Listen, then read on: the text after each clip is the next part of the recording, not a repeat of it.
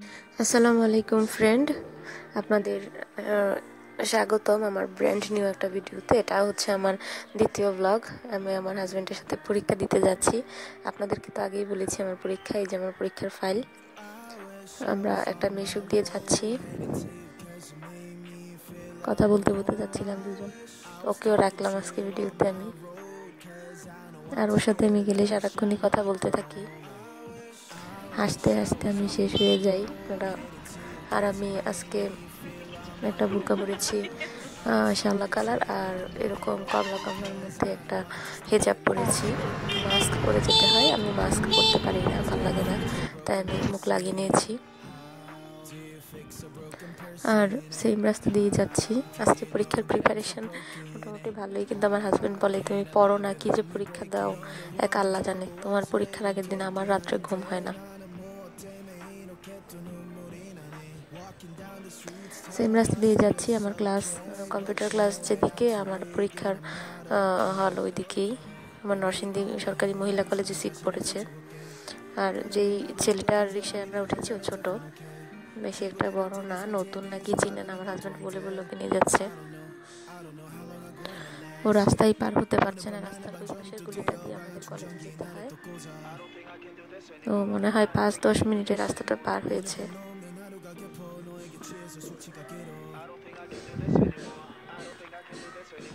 নরসিংদীতে ফেব্রুয়ারি 14 তারিখে ইলেকশন। এই রাস্তাঘাট একদম পোস্টার ব্যানারে ভরা। আর এই এলাকার ভেতরের রাস্তাটা দিয়ে কলেজে যেতে হয়। এই রাস্তাটা বেশ একটা ভালো না, ভাঙাচোরা। এই যে কলেজ এসে পড়ছে, সামনে আমাদের কলেজ। আসতে কিন্তু মোটামুটি ভালো সময় লাগে, 40 টাকা রিক্সা ভাড়া আমাদের বাসা থেকে। টেনে টেনে ভিডিও করেছি। এই যে একটা দোকান দেখছেন, এখানে ছেলেমেয়েরা মোবাইল টোবাইল রেখে যায়, বসে থাকে, কিন্তু আমি তো মোবাইল বাসায় রেখে আসি। এটা আমার হাজব্যান্ডের মোবাইল দিয়ে ভিডিও করা। এখানেই নেমে যাব, সবাই ঢুকছে। আমি আর আমার হাজব্যান্ড রাস্তার এই পাশে দাঁড়িয়েছি। ও বলতেছে রিক্সা টিক্সা যাক, পরে তুমি ঢুকো। পরীক্ষা আমাদের 9:30টায় শুরু। আমি 9:05 ঢুকেছি কলেজের ভেতরে। এই যে আমি যাচ্ছি, ও অফিসে চলে যাবে, অফিসে যাওয়ার পথে আমাকে দিয়ে গেছে। আর পরীক্ষা শেষ করে বাসায় আসতে আসতে আমার বেজে গেছে 2:20।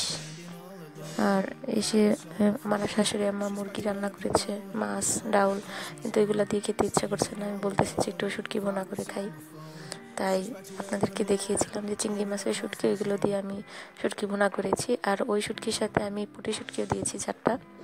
আমি পেঁয়াজ রসুন আর একটু লবণ দিয়ে পেঁয়াজ রসুনটা ভালোভাবে ভেজে নিচ্ছি, লাল লাল করে ভেজে নেবেন।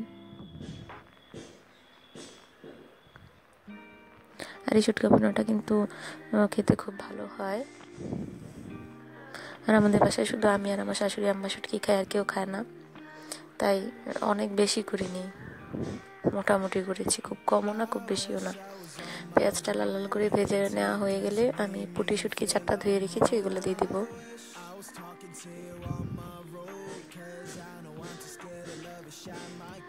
আর এই শুটকিগুলো একটু ভাজা হয়ে গেলে আমি ওই চিংড়ি মাছের শুটকিগুলো ধুয়ে নিয়েছি, ওইগুলো ভালোভাবে ধুয়ে দিয়ে দিব।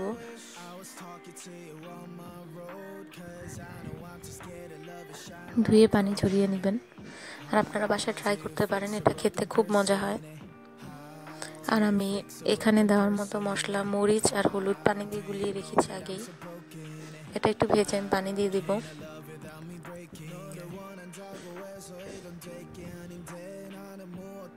একবারই পানি দিবেন যাতে একদম রান্না হয়ে যায়।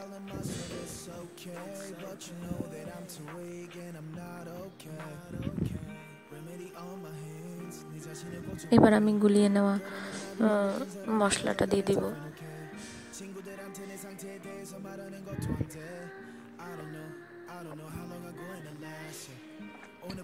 শুটকি ভুনাতে আপনারাও মশলা গুলিয়ে দিবেন, তাহলে দেখবেন খেতে ভালো লাগে। সরাসরি ফাঁকিটা ভালো লাগে না। আর আমি এটা গুলিয়ে রেখেছি অনেকক্ষণ আগে, পেঁয়াজ রসুন কাটার আগেই। আমি 4 চামচ মরিচ আর 1/2 চামচ হলুদ গুলিয়ে রেখেছি। এবার এটা খুব ভালোভাবে উল্টে পাল্টে একদম পানি শুকিয়ে ভেজে নেবেন, তাহলেই তৈরি মজাদার শুটকি বোনা।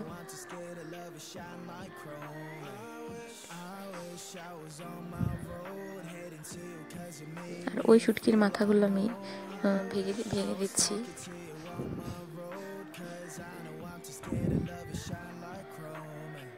লবণটা চেক করে নেবেন। আমি লবণটা চেক করে নিয়েছি, আমার লবণটা ঠিক আছে। আর এই পর্যায়ে পানি থাকা অবস্থায় চেক করলে দেখবেন, যদি দেখেন হালকা মানে অল্প অল্প লবণ হয়েছে, তাহলে এটাই পানি শুষে খেলে লবণ বেশি মানে একদম ঠিকঠাক হয়ে যাবে।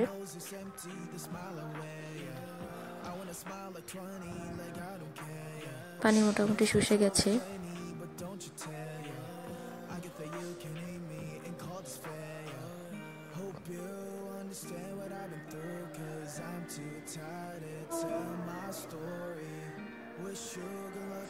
যত ভালোভাবে শুটকি বোনা ভাজবেন ততই মজা লাগবে।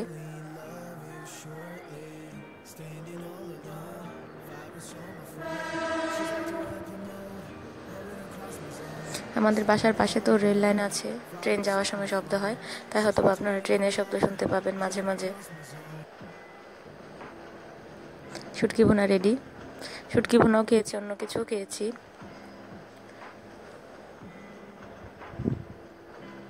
হাই ফ্রেন্ড, এখন আমি হাত পা ধুয়ে খাওয়া দাওয়া করে মুখে ময়শ্চারাইজার লাগিয়ে টোটাল লিপ বাম টিপ বাম দিয়ে একদম হাতে পায়ে একটু অলিভ অয়েল দিয়ে একদম ফ্রেশ হয়ে একটু রিল্যাক্সে শুয়ে আছি একদম কম্বলের নিচে। এখন শুয়ে থাকবো, মাগরিবের আগে উঠে যাব। আর যদি ঘুমিয়ে যাই তখন আর বলা যায় না, আমার হাজব্যান্ড এসে ডেকে উঠাতে হবে, তাই বলতে পারি না কখন ঘুম থেকে উঠি। আর আপনারা অবশ্যই পরীক্ষা সম্পর্কে জানতে চাইবেন। পরীক্ষা আল্লাহর মতে খুব ভালো হয়েছে, কিন্তু একটা বড় প্রশ্ন লাস্টে একদম 10 মিনিট টাইম রয়েছে, তখন একটু ছোট হয়ে গেছে। সমস্যা নেই, ওভারঅল পরীক্ষা খুব ভালো হয়েছে।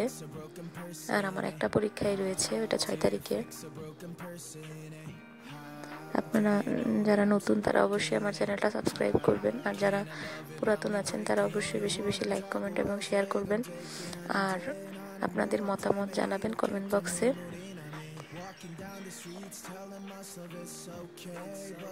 আর আমি চ্যানেলটা খুব আশা করি খুলেছি, অবশ্যই সাবস্ক্রাইব করবেন। আর আমার নতুন চ্যানেল যেহেতু, কোনো সাজেশন থাকলে আমাকে অবশ্যই আপনারা কমেন্ট বক্সে জানাবেন, দ্বিধা করবেন না। আমার হাজব্যান্ডের আসতে আসতে বেজে যাবে 7টা, 7:30। দূরে অফিস, তাই দেরি হয়।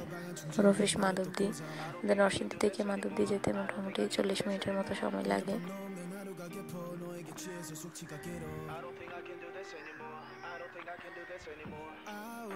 তো ঘুমিয়ে যাই, খুব ঘুম পাচ্ছে। ওই সেই ঘুম আমার ভেঙেছে 8:30, আমার হাজব্যান্ড এসে উঠিয়েছে। আমার শাশুড়ি আম্মা চিতল পিঠা বানাচ্ছিল, আমিও বানিয়েছি, দেখুন সুন্দর হয়েছে, আমিও এখন পারি। কিন্তু এই চিতল পিঠার জন্য মাস্ট বি আপনাদের মাটির এরকম একটা কড়াই লাগবে।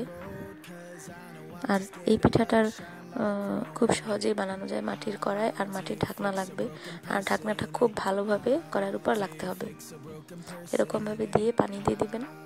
আমার হাজব্যান্ড এসেছে, আমি ওকে ডিম পিঠা বানিয়ে দিয়েছি, আমিও দিয়েছি। তারপরে ভাবতেছি আপনাদের সাথে একটু দেই, তারপরে ভিডিও করেছি। প্রায় শেষ পর্যায়ে আর একটা পিঠাই হবে। আর আমি আর আমার হাজব্যান্ড 2টা ডিম পিঠা খেয়েছি, আর অনেকগুলো পিঠা বানিয়েছি।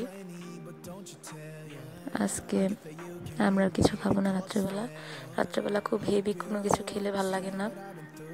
আর পিঠাটা কিন্তু খুব ফুলেছে মাশাআল্লাহ, ক্যামেরায় বোঝা না গেলেও, আর খেতেও মাশাআল্লাহ খুব ভালো হয়েছে।